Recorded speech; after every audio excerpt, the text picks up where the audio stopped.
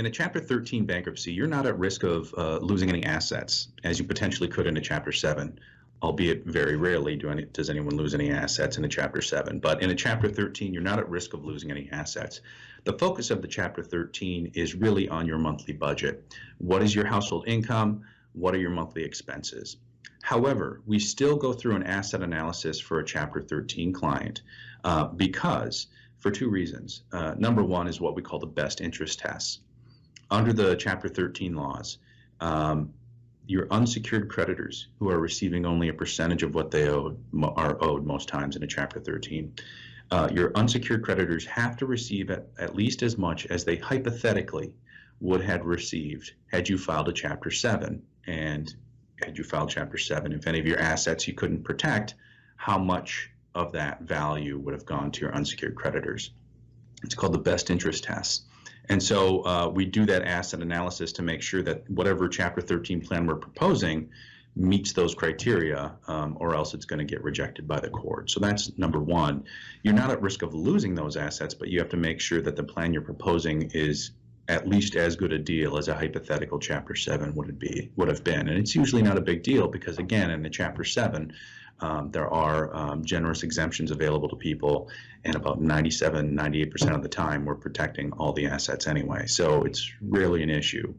The second reason we do the asset analysis for Chapter 13 clients is a Chapter 13 plan lasts at a minimum 3 years and at a maximum of 5 years.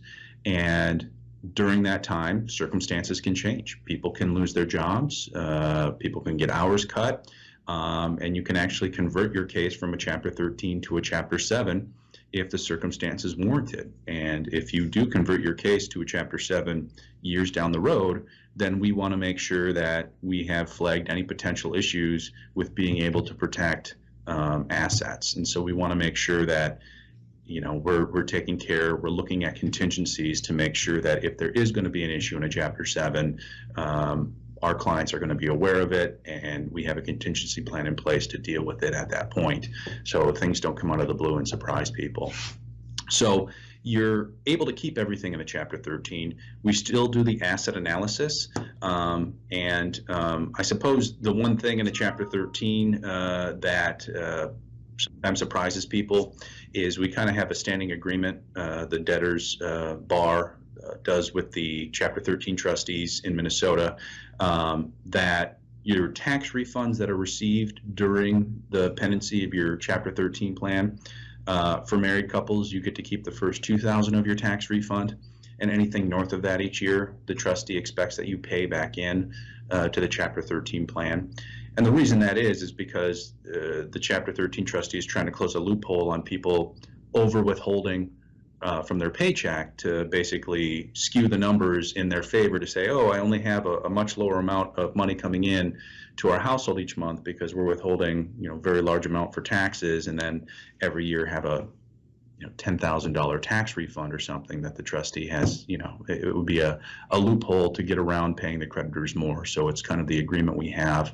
I suppose that's really one of the only things, people are accustomed to receiving that full tax refund every year. And basically what we advise our clients to do is, if you do typically get larger tax refunds over $2,000, before we file your case, let's look at your W-4s and get those resubmitted to adjust your withholdings accordingly, so you've got more cash flow coming in, and you still get that money, but now it's easier to basically set up monthly expenses that meet the reasonable and necessary tests, and you get to use that money rather than getting a large tax refund over the next 3 to 5 years that a big portion of it you're going to have to give up to the Chapter 13 plan anyway. So we address those.